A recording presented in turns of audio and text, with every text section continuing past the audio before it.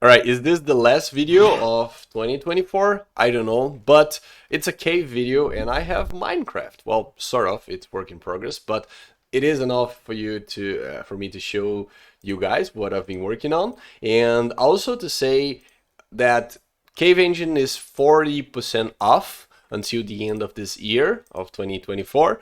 So if you want to get Cave with a huge discount and get started, Cave is actually right now it surpassed Raylib on each of the most popular engines, and I'm very happy for that. So thank you everyone for following along. I'm happy to provide support and keep evolving the samples here for you all. So that's it. It's a good warning for you.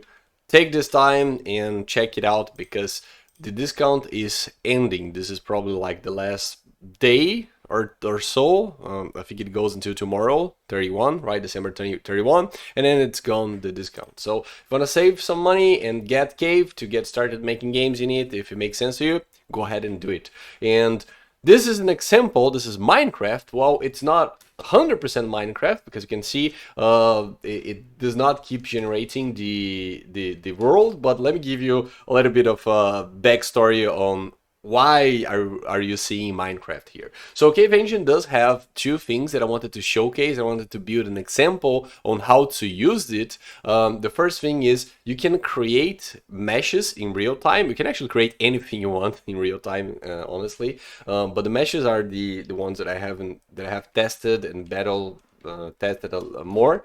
And this is very handy for you to create all sorts of things, such as procedurally generated stuff, and of course voxels. Because Minecraft, you generate a chunk, and of course, if you go behind the scenes, if you go below those blocks here, you will be able to see. Let me actually try to turn on wireframe. That there's nothing behind it. Of course, it will not gonna show anything behind it anyways here in Cave, because Cave have a very aggressive culling system, so it will not hinder stuff that is behind other stuff, even if they have complex shapes.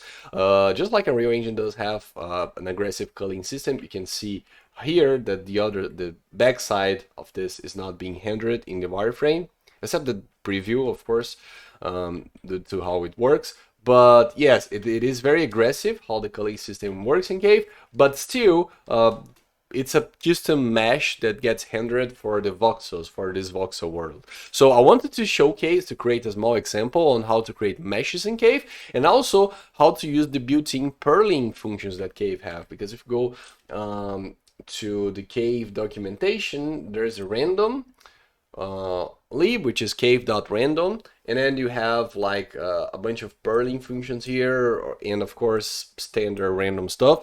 And I wanted to showcase how easy it is to use purling. So initially what I did actually is simply this. I just created a chunk that looks like Minecraft, and I say, great, this is the example, that's it. I will commit this, and that's it. It's all that. It's gone. But then my mind kept saying to me, hey man, can you put like a first-person controller in it, so you can also showcase how you can, as you can see right now, activate physics to a custom mesh. Of course, there's a lot of different ways, or even better ways to do physics for Minecraft. Using a mesh is not good, but again, it was the example. I say, well, you know what, I want to do this. So I did this. I created the simple first-person controller and added this to the worlds, and then you can walk around.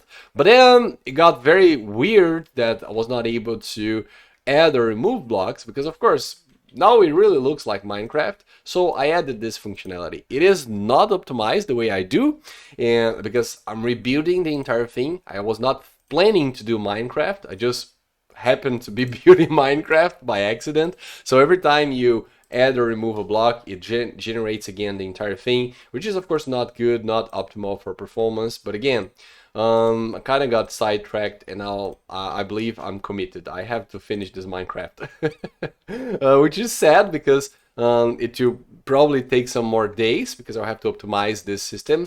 This is not how Minecraft works, by the way. It's not good to rebuild the entire thing every time. You can be a little bit smarter than this. But anyways, so I decided that I will optimize this a little bit, but also then it is very weird that the terrain does not keep generating over and over again, because it is actually very simple to make the terrain generate over and over again. I don't know if I can showcase to you in an easy way, so let me stop the game. What I made here is a chunk system. It's a chunk script. Let me show you real quick.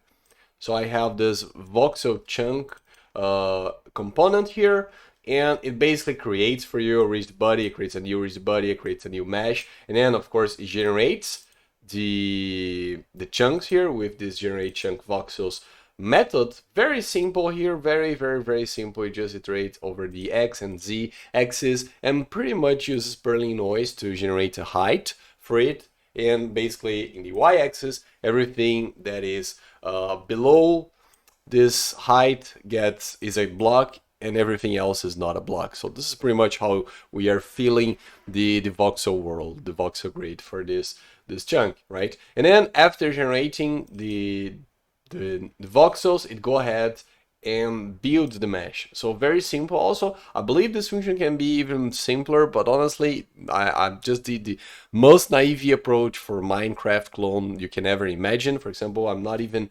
addressing some corner cases. For example, if I have, let's try to do some 2D or 2D drawing here. So let's say that I have this huge block of meshes, and of course, as you can see here, this is individual blocks. The best way to do this when building the mesh is, of course, do a single quad here to cover all this. But the most naive approach is just to literally add a 3D cube with all the 6 faces in it. And then a bit less naive approach is to not add the faces that are inside this one here, but it will still have like the quads and the triangles inside. And this is exactly how I am generating the mesh right now. But again, it's a Python script that I wrote real quick. It took me like, I don't know, half an hour to write this. So you can go ahead and create a better one if you want. It's just an example, right? And I wanted to showcase this and all that. And then I wanted to add stuff, but anyways, let me go back here so I don't get sidetracked too much. This is a voxel chunk, and basically each one of these objects here are chunk, and it will use the position of this object to basically add as an offset. So if I add another chunk right here, it will generate this. So let me play the game. It generates everything. Spawns very high here because it did not have time to write anything different. But you can see over there, let me go ahead, walk to that place. You can see that the world continues here because we added this chunk. You can see there's nothing left here, but here we do have, and there's a continuity here. So there's no gap, no weird corner here between the chunks. It is a perfect continuity. So basically what I need to do for this Minecraft to be like good is pretty much like, I think I can do this in, there's 2 very simple steps that I can do. First things first, it is having a performance cost here to add or remove blocks, because the chunk is huge. It's 32 by 32 by 32, and again, I'm not doing anything optimal to build this chunk. It's very naive, very not good. So what I can do is to reduce the size of each chunk to like 16 by 16, and then instead of manually placing each chunk, I should just write a very simple system that as you walk, it keeps adding the chunks to the sides. So this way, there's no performance to add or remove a block, and also the world is endless, sort of, right? Just like Minecraft. So it's a simple change. I'm not sure if, how far away I'll go with this, because again, I was not even supposed to create Minecraft, but I'm creating by accident. This is kind of something that happened when I started using Cave. I just got so excited doing stuff that I keep doing stuff forever. Anyways, so let me know in the comments actually what you think. Oh, you can see this is the individual chunks. If I can select it, because I'm rebuilding the mesh. Anyways, and that's pretty much it. That's pretty much what I wanted to show you in this video. I just wanted to change the sun actually real quick. Not the ambient. I want to get the sky and remove the blur, just because maybe, oh, it will look very good. What do you think also? Should I should I keep the sky blurred for this example, or should I not blur it? I've blurred it because it's a random skybox and you can see the edge here. It's kind of weird, but maybe if the world is endless, huh? Anyways, this is just a quick video to showcase that I'm thinking about committing this and adding like a work in progress thing in the README or something like that. So this way everyone can test things up and then you can download this voxel world and modify it if you want. I don't know. Let me know in the comments if you want to see this, because I'm not really sure if I want to actually make Minecraft, because the point was not even this, but I think it would be a cool like, example, right, for the engine. Anyways, that's it for this video, folks. It's just a little bit of a different video, but I realized that if I don't record this right now, I'm not going to record this year, and then I'm not going to have the chance to remember you that... Oh, also, I forgot. This, again, I will not have the chance to remember you that Cave Engine is 40% off right now, so make sure you check this out because it's ending. It's like one more day and then it will be gone. Anyways, let me just do the final warning here. If you go to the documentation, by the way, if you don't know how to open this, just go ahead here in help and then click Cave Engine Python API. So you will be able to see a web page here. It's local, so you don't need internet. You need internet for the icons at the moment, but not for the content of the page. To access and read the entire documentation. It is also available in the stubs files here of your projects. Just go to typings, cave, and then you will be able to see everything. But this is more like a Pythonic way. It's not a very user-friendly. So this is why we have the web version. And if you go to mesh here, scroll down here to mesh, you can also search for mesh, and you'll be able to select here. There's a very complete documentation on how to use the mesh for cave. So you'll find a general explanation of the mesh system and also what is a vertex class and all the variables like the normal, position, tangent, if you don't know what it is, to UV, everything is here. And also the vertex joint, and most importantly the mesh class. You can see we do have some explanations here that is very important for you to read. And I believe with this information in the mesh class here, we will be able to create your custom meshes.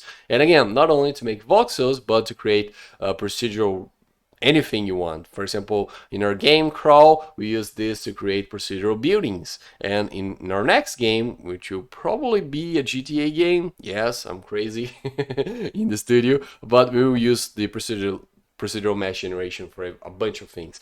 It's worth mentioning that this is not only for real time. If I wanted to, I could change the script and run as a tool, as an editor tool, right? And I even have here in the demos, let me see if I have this actually.